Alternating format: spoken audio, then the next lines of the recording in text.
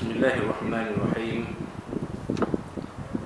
Alhamdulillahi Rabbil alamin. Wa bihi nasta'in ala umur dunya wad din. Nastaghfiruhu wa nastahdihi wa natubu ilaihi wa natawakkalu alaihi.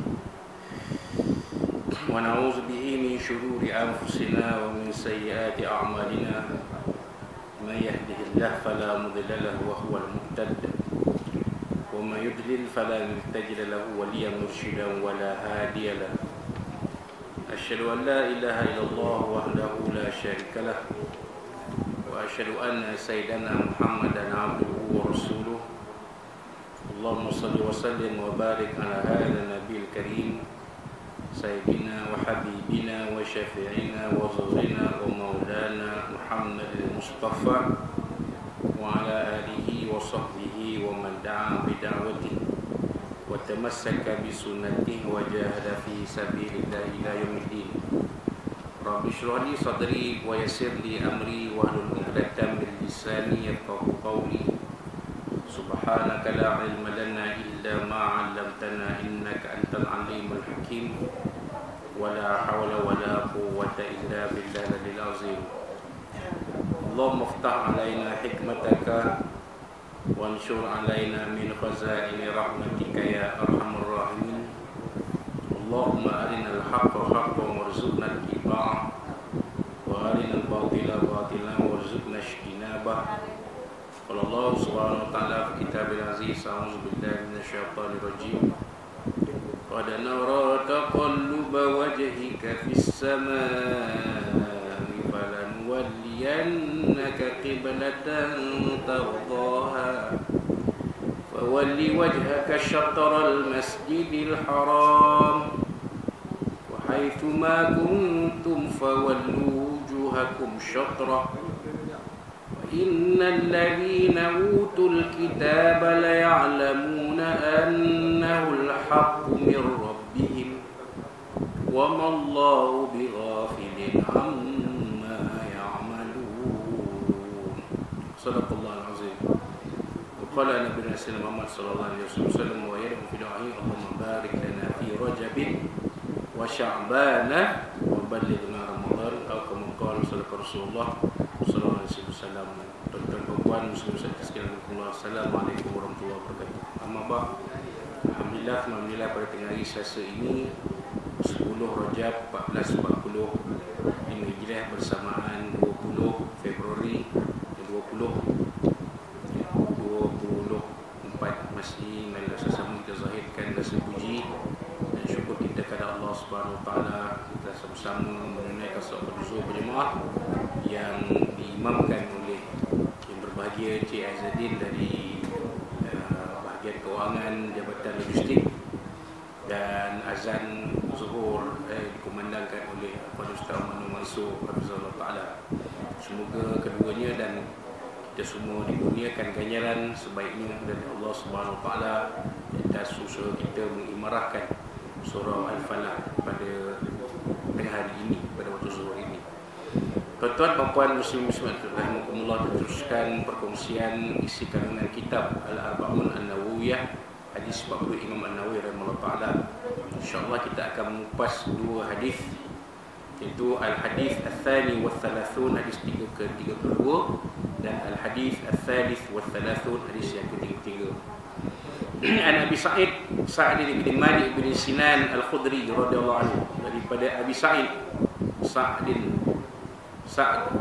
ibnu Malik ibnu Sinan Al-Khudri radhiyallahu anhu. Sahabat Nabi ini gelarannya Abu Sa'id, namun sebenarnya Sa'ad bin Malik bin Sinan Al-Khudri radhiyallahu anhu. Anna Rasulullah sallallahu alaihi wasallam, bahwasanya Rasulullah sallallahu alaihi wasallam qala, baginda telah bersabda, la darara wa la dirar, tidak boleh melakukan sesuatu yang memudaratkan diri sendiri dan orang lain. La darara, tidak boleh melakukan sesuatu yang memudaratkan diri. Contohnya bunuh diri. Bunuh diri itu hukum dia haram. Berusaha melukakan anggota badan. Apa lagi? Melakukan perkara-perkara yang memudaratkan diri. contohnya memandu dengan berbahaya, menunggang motosikal dengan kelajuan yang tinggi, yang berbahaya, bukan saja memudaratkan diri tapi boleh memudaratkan orang lain. Itu pun dilarang dalam Islam. Jadi itu dia, ringkas saja. Ringkas saja hadis Nabi ni. Tak boleh kita buat sesuatu yang membahayakan diri kita dan membahayakan orang lain. Sebagai menjelaskan lagi maksud firman Allah SWT, wala tulqu bi'aidikum ila tahlukah, jangan campakkan diri kamu ke dalam kebinasaan. Ini jangan kita buat sesuatu yang boleh membahayakan, memberi bahaya kepada diri kita dan juga kepada orang lain. Wallahu a'lam. Begitulah antara ringkasnya isi kandungan hadis yang ke-32 ini. Kata penyusun kitab ini, hadithun hasan.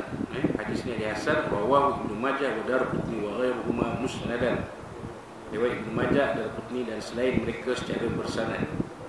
Rawahu Malik fi Muwatta an Amr bin Yahya an abihi an Nabi sallallahu alaihi wasallam mursalan.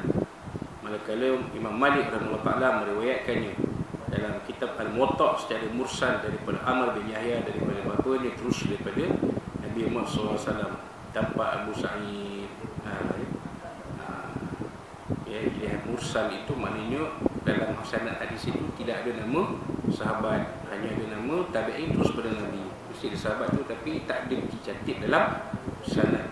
Tetapi kerana adanya hadis yang sama dari jalur yang lain, maka hadis ini dikira sebagai hadis yang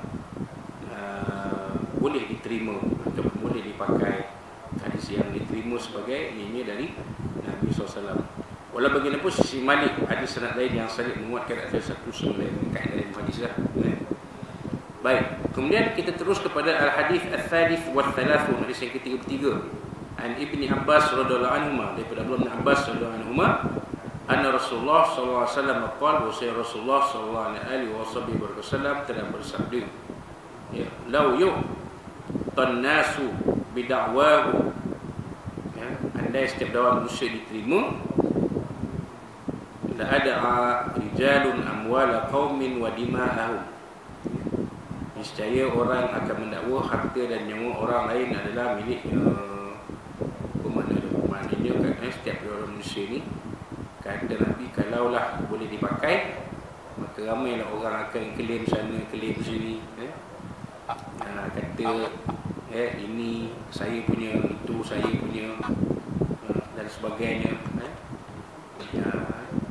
Macam-macam lah nanti orang akan mendakwa, ini harta saya, ini milik saya, ini kepunyaan saya. Maka Nabi menjelaskan lagi, walakinnal bayyinah alal mudda'i, walakinnal bayyinah alal mudda'i wal yaminu ala man ankara. Jadi ayat Nabi ini, ayat hadis Nabi ini dipakai sebagai kaedah fiqh. Al-bayyinah alal mudda'i, pendakwa secara perkara perlu mendatangkan bukti. Bayyinah ni bukti. Bukti itu terletak atas orang yang mendakwa. Orang yang mendakwa mesti mendatangkan bukti. Apa bukti? Satu benda itu milik kita, kita punya, hak kita. Apa buktinya? Ada bukti tak? Ada bukti. Sahih ke tidak? Boleh diterima atau tidak? Boleh ditolak atau tidak? Boleh dipertikaikan atau tidak? Wal yaminu ala man ankara, manakala orang yang mengingkarinya perlu bersumpah. Katalah A dakwa kereta ni, tanah ni dia punya. B kata bukan, tanah tu bukan A punya, tanah tu C punya. Maka B perlu mendatangkan, A perlu mendatangkan bukti-bukti bahawa tanah itu dia punya. Dan B perlu bersumpah menafikan bahawa tanah itu bukan A punya, tanah itu C punya. Itu dia. Jadi Ini kaedah dalam kita kata menentukan hukum sesuatu. Seseorang yang mendakwa itu perlu menentangkan bukti. Kan? Ini kaedah dalam kita kata perundangan Islam lah. Kaedahnya gitu. Orang yang mendakwa sesuatu itu perlu menentangkan bukti dakwaannya, bukti kebenaran dakwaannya. Orang yang didakwa pula perlu bersumpah menafikan. Wallahu a'lam. Itu kaedah secara ringkas. Di hadis ini juga adalah hadis hasan rawahul Baihaqi wa ghairuhu hakadha. Diriwayatkan oleh Imam Baihaqi dan selainnya dengan lafaz seperti yang disebutkan tadi. Ya, wa ba'duhu fi sahihain. Sebahagiannya ada dalam Sahih Al-Bukhari dan Sahih Muslim. Jadi maknanya apa yang paling penting ialah ayat Nabi yang akhir, walakin al-bayyina 'alal mudda'i wal yaminu 'ala man ankara. Yang itu adalah dipakai dalam kaedah fiqh. Ulama fiqh menggunakan kaedah ini untuk menggariskan tentang berkaitan dengan dakwaan, orang yang mendakwa dan orang yang didakwa. Orang yang mendakwa perlu mendatangkan keterangan, perlu mendatangkan bukti. Orang yang didakwa pula perlu bersumpah, perlu melakukan perkara yang sama, perlu datangkan bukti dakwaan itu tidak benar.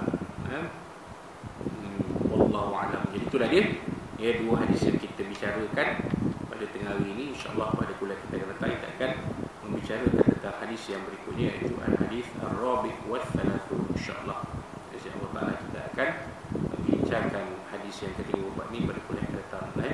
Baik ya Allah SWT, kuasa daripada kita semua. Wa rasulullah wa rahmatullahi wa barakatuh. Bila ada taufiq. Assalamualaikum warahmatullahi wabarakatuh.